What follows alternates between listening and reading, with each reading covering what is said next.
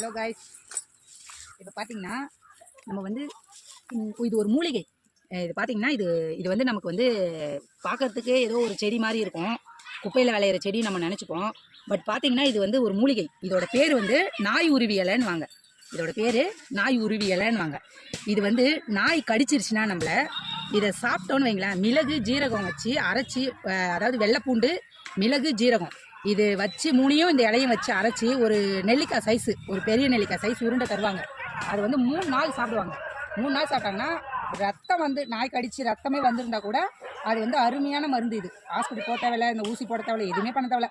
இந்த இலையை அரைச்சி கொடுத்தாலுமே அதை அவங்க 3 நாள் சாப்பிட்டுட்டு ஒரு 50 ml கம்மியாகவே நல்லெண்ணெய் குடிச்சாங்கன்னா அவ்வளோதான். அதுக்கு மருந்தே கிடையாது, செம்ம சூப்பராக க்யூர் ஆகிடும். நாய் கடிக்கு இது சிறந்த ஒரு மருந்து.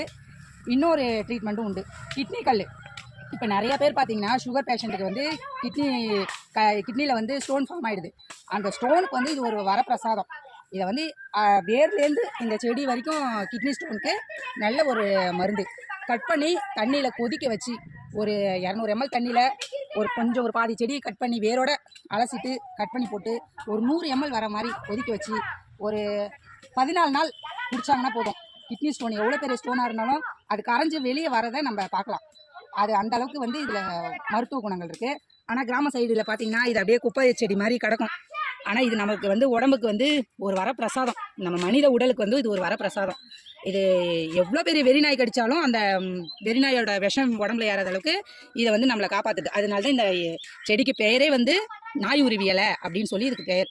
இது ஒரு மெடிசன். நம்ம இப்போ சொல்லணும்னா இது மெடிசன். உண்மையிலே நம்மளுக்கு ஒரு வரப்பிரசாதமான ஒரு விஷயம், மூலிகை இது. இது மாதிரி நீங்கள் உங்கள் ஊரில் எங்கேயாவது பார்த்துருந்தீங்கன்னா சொல்லுங்கள், கமெண்ட் பண்ணுங்கள். ஓகே, பாய்.